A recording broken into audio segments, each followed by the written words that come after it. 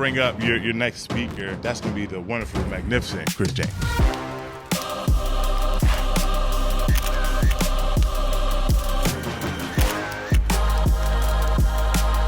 If you talk about how much you hate your fat, your body has been working all this time to keep you alive.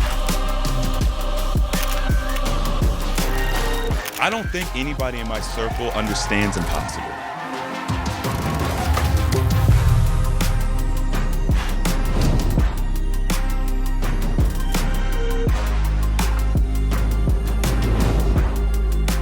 Hi, I'm Chris James, and today we have a great video because we're going to be talking about reverse weight loss. This is literally the opposite of what we typically talk about, but it's important to have this conversation because reverse weight loss is a thing. So let's get into it.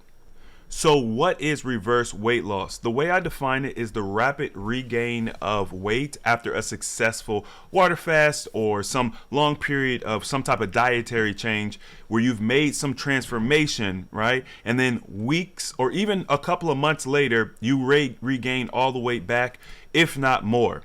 Okay, so it's important to understand when we talk about reverse weight loss, it's not just about regaining fat because that's what we automatically go to, right? On one side of the table, you have people saying that when you lose weight rapidly, it's all water. And then on the other side of the table, you have people saying that when you gain the weight, it's all fat. Okay, so what's actually happening? The reality is it's usually a combination of inflammation, water retention, bloating, and obviously we have like the rebounding behaviors like, what do you call it?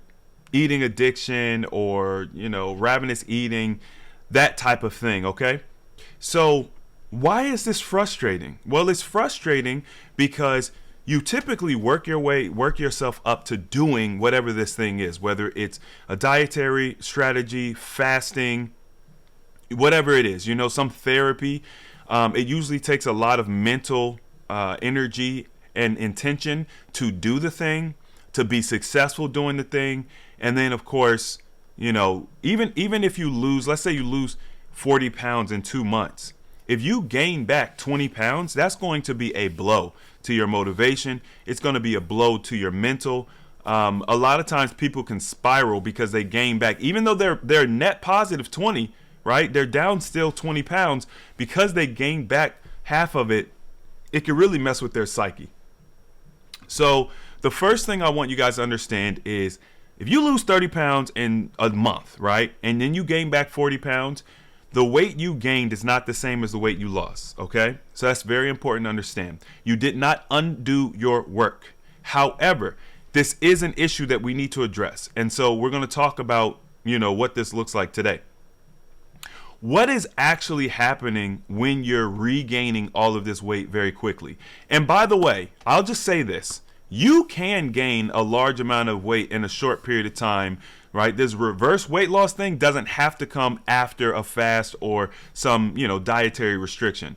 I've actually known people who have had this happen to them just because their life circumstances have changed. So a lot of times we think, oh, it's a medication or something. It doesn't have to be that. As a matter of fact, I knew one girl who gained like 20 pounds in a month because she was happy and she was just eating and, she just in a good mood. Life was great. And so emotional eating is definitely a factor here.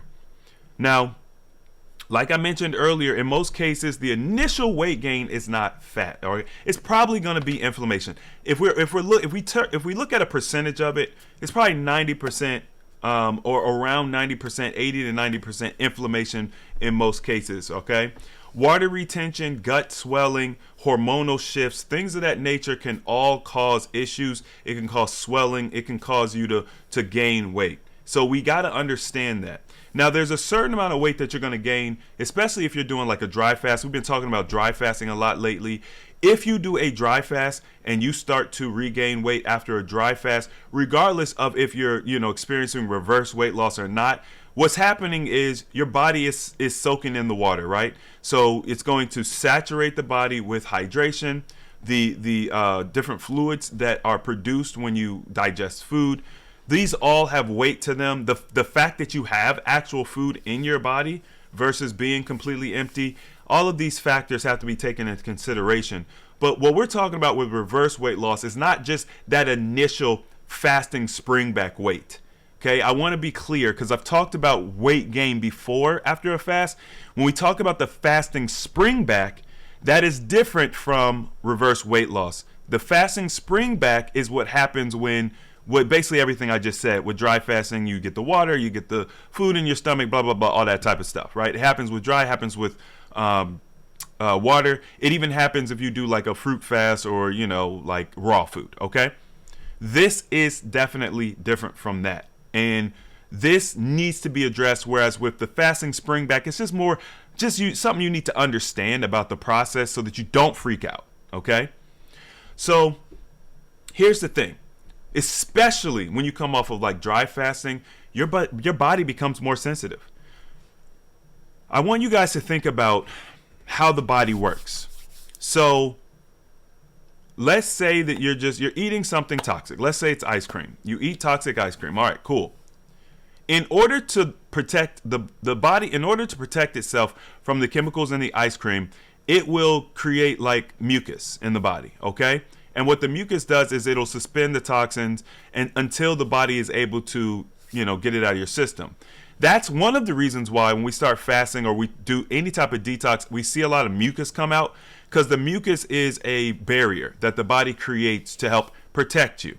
Now, the body doesn't just hyper create mucus all at one time. Typically, it happens slowly over a period of time. And because our bodies continue to be over toxified, the mucus builds. Now, you do your dry fast, your water fast, or your therapy.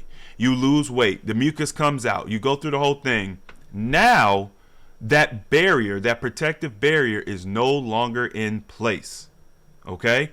You've expelled the mucus. And remember, the body built that up over time, adjusting to your habits. This is like regular eating, regular whatever. So, you come off this long stint of something really great. You reset your body. You open up your receptors so that the body is ready to take in good stuff. And instead, you burn it with something toxic. So now what the body has to do is it has to hyper respond. I want you guys to think about emergency response, emergency vehicles. Woo, woo, woo. The sirens go on. Boom, we got to get water to the scene. Boom, we got to get mucus to the scene. Boom, we have to do something to put this fire out, because that's essentially what you're doing. You are cleansing the body just to dump a fire on it, okay? So the body hyper responds. You get swelling, you get water retention, you get mucus, you get inflammation, and then of course you have your hormonal imbalances. Your body is sensitive. What do you expect? You shocked it, okay? So that's what's actually happening, and the response that the body has is good.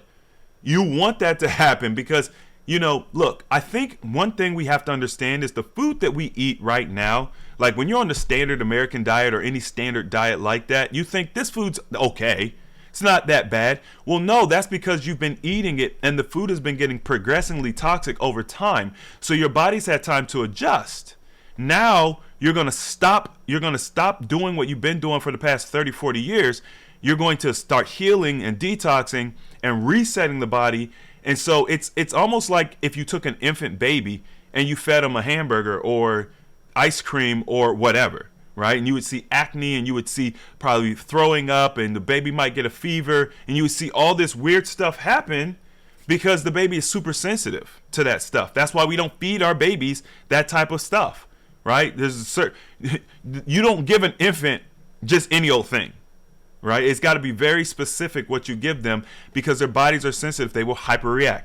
So maybe that's a good example. You guys can think of yourself as like being in infant mode, coming off of these long fasts, coming off of these deep detoxes.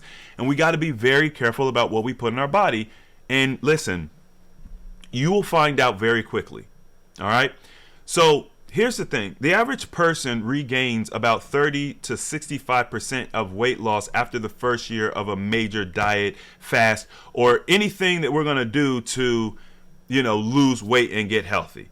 Most people are regaining over half, okay? And that's just what it is. Now, obviously, we do our best to teach and prepare you guys so that you're not part of that, 30 to 60%. But it still happens, okay? Now, The other thing too is because our guts are so used to digesting processed foods, sometimes our bodies will hyperreact to eating raw or whatever. And you see this oftentimes with people who go from standard American to like raw vegan, and they have all these gut issues. Listen, you guys got to understand, your gut is a community. All right. So you have all of these little entities, creatures, whatever you want to call it, microorganisms, and they're used to doing things a certain way. Just like you get into the, you at work, you've got a boss, you guys have a schedule, you guys are doing things a certain way, and then here comes a new boss and he changes everything. Whether the change is good or bad, you're going to be frustrated because he's changing what you're used to, okay? So your gut is used to digesting processed food. You've taught it to do that. Now you're asking it to digest raw broccoli. It doesn't have the microorganisms that are going to be conducive to digesting raw broccoli, right? So you may hyper respond. This is why it's so important to pay attention to your body. Listen, I can't tell you guys exactly what you need to be eating. All I can do is give you an idea, and then of course you've got to be in tuned enough to tweak it and make it make sense for you, while also working towards being healthier. Okay, but it doesn't need to happen overnight. And I oftentimes tell you guys, I hope you transition. I want you to transition your diet, meaning take time. Maybe, depends on what all you're going to change. But I took a year to learn new dietary habits, to nurture my gut. Now, we talk about different tools that are available, like the Restore product from the Root Wellness brand. That's a great tool to help nourish the gut. You come off of a long fast, dry fast, water fast, fruit fast, whatever. Right? You nourish the gut, the healthy bacteria. It's a probiotic, it's a prebiotic. So it's going to help to build that community that you want to be able to break down those healthy foods and get proper nourishment. Okay? So that's a tool that you guys could use if you are experiencing this, you have experienced it in the past, or you're afraid of experiencing it. That's a great option. But as I mentioned, the gut lining is going to be vulnerable and more absorbent during this time. So when we reintroduce the wrong foods, you can see leaky gut. You can see immune flare-ups. You know what I'm saying? Your skin is going crazy. You can see digestive issues, bloating, gas, gut motility decreasing. This can all lead to a flood of inflammation. It will make you think your metabolism slowing down, and it will trigger fat storage. So you are eventually going to start storing fat as well, because everything is discombobulated. The important part to understand is that when you experience specifically reverse weight loss, where it's rapid weight regain, it's not fat, okay? It's just you just don't gain fat that quickly. So that's the good part. What it means is with making changes and understanding what's going on, you could actually get that under thumb quickly, and you do not have to spiral and lose all of your results and your benefits. Now, there's a hormonal component to this, right? So insulin sensitivity is going to improve during fasting, but it's going to spike hard when you reintroduce sugars, starches, and things of that nature too fast. Look, here's the thing. Okay, first of all, when we talk about sugar, we're talking about highly refined processed sugar. All right, if we're talking about fruit sugar, that's not going to do this, okay? The way that the body interacts with fruit sugar is different from how it interacts with like processed sugar. You really shouldn't want to reintroduce sugar back into your system. We should be looking for alternatives for sure. If you took the time to lose 40 pounds with some type of dietary strategy, the goal should be to adopt lifestyle changes so that you don't have to deal with this. So this is like the preventative part.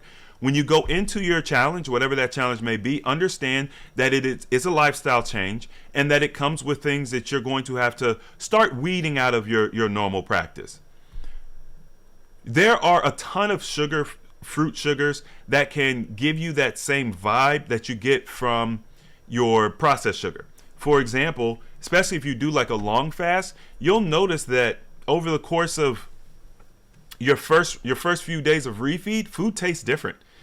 A lot of people say watermelon tastes like candy. I can tell you grapes definitely taste like candy. Grapes are absolutely insane coming off of a long water fast, dry fast, whatever.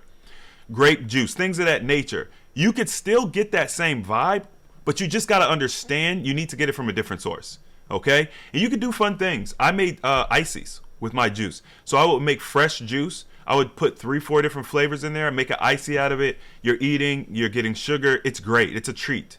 Okay. You can enhance flavors.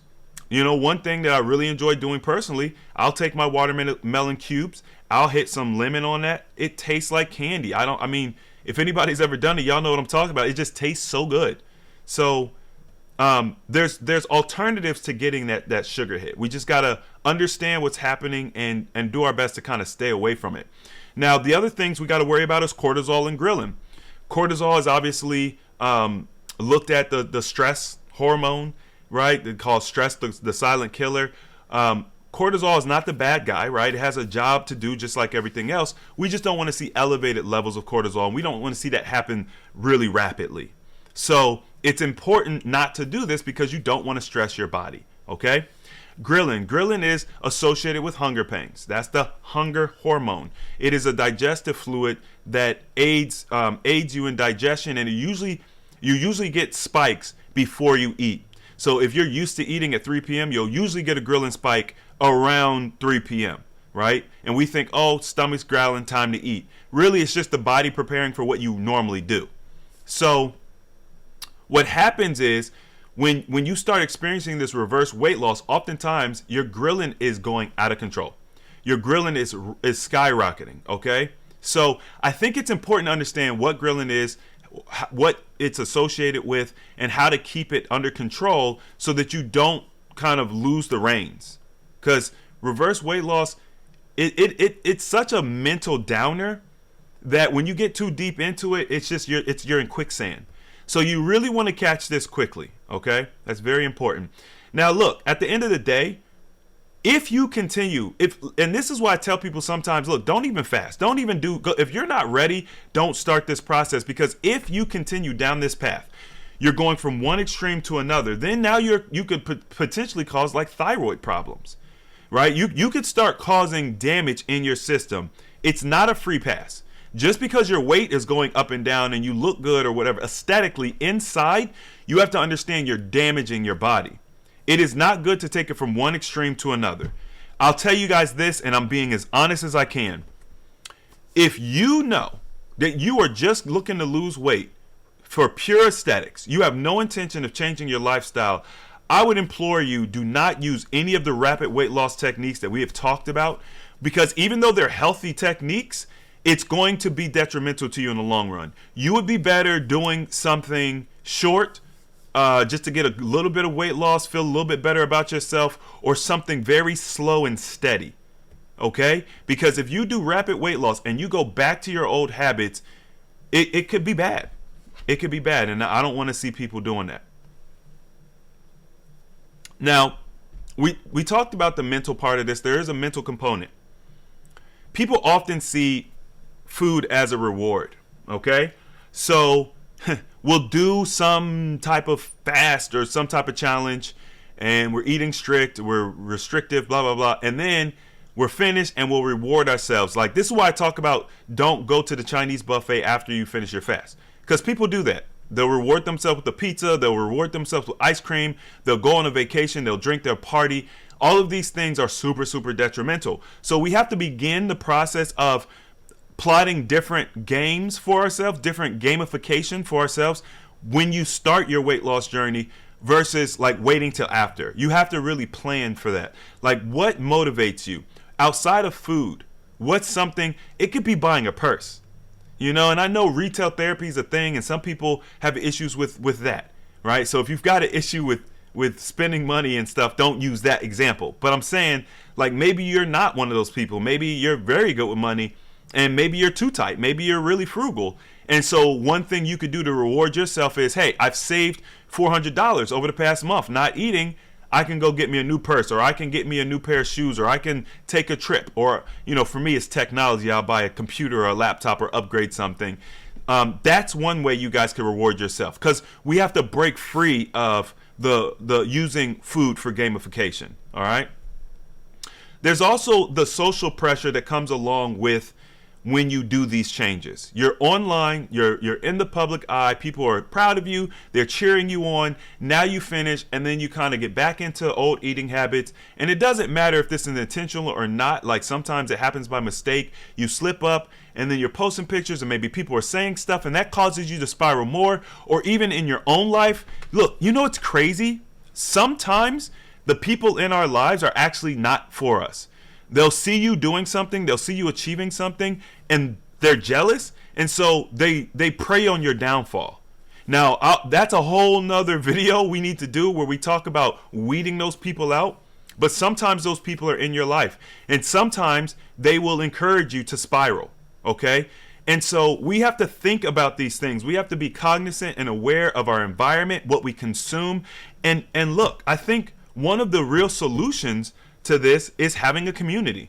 This is the reason why I've been inviting you all to the AHA community so much recently.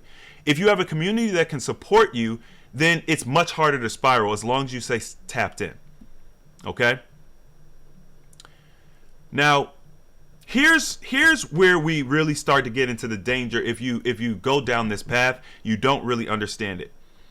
Inflammation doesn't just add pounds, it's going to reactivate dormant diseases. Because when we fast and we lose weight and we reverse disease, high blood pressure gone, diabetes gone, gone.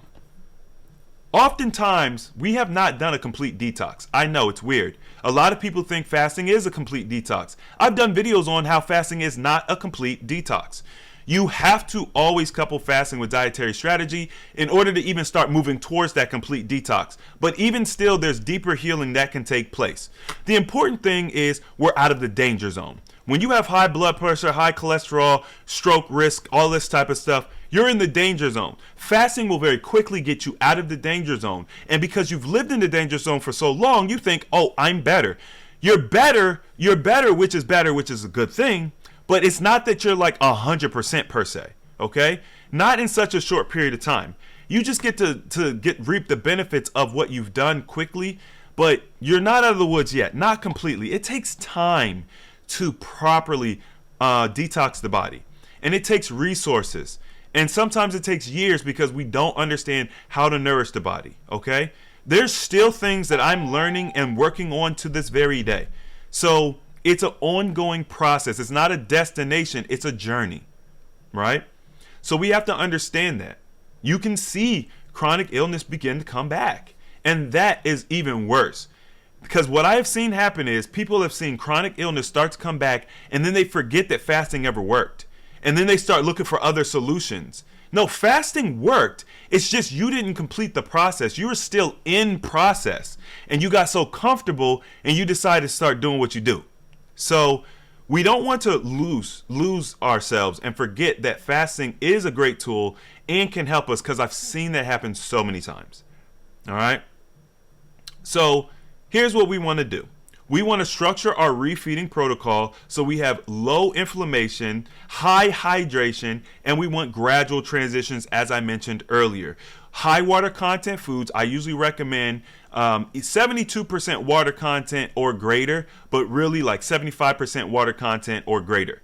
If you do 75% water content or greater, that'll keep you progressing, okay? A simple Google search will help you understand what foods have what water content. So that's how you want to do it. You want to be intentional about your refeed. If you get off track, get yourself back on track. As you're doing your refeed, you're on week 2, make sure that you're tapping in with yourself every day. What's my weight like? What do I feel like? Boom, boom, boom. Like, tap in, and that will help keep you on track, okay? Movement is important. Get yourself a rebounder. Join a club that walks every day, or create habits where you just simply do some light exercise every day. Make it a lifestyle thing. Stretching, yoga, Pilates, cycling, swimming. Any of these are great options, okay? You guys are always asking me, can I work out on a fast? And I say, well, I prefer you not to. But do the workout after the fast. Do the workout during your refeed. Start building that into jump rope. I think I told you guys a story. My grandmother, she used to jump rope. That was her thing, okay? Find something fun. Steve did skating. There's lots of different options. Just get yourself away from food. Tap into the AHA communities. I'll put the link in the description and in the comment section. Tap in each day or once a week at least Stay connected. Okay. Get yourself a good scale. Make sure that you are measuring yourself. This is just going to help make sure that you stay on track. All right. So listen, I appreciate you guys listening and taking notes and taking this serious. Hit the like button for me if you enjoy these types of videos, because recently I've been very inspired to go back to teaching. I've been doing a lot of interviews and things lately, but recently you guys are kind of giving me the energy that you want me to start teaching again. And so here we are. So let me know in the comment sections if you've been enjoying these videos as of late. If you got some benefit from this video, let me know. If you have questions, let me know so I can design more videos around your questions. And remember, as always, the application of knowledge is power. I'll see you guys in the next video. Peace.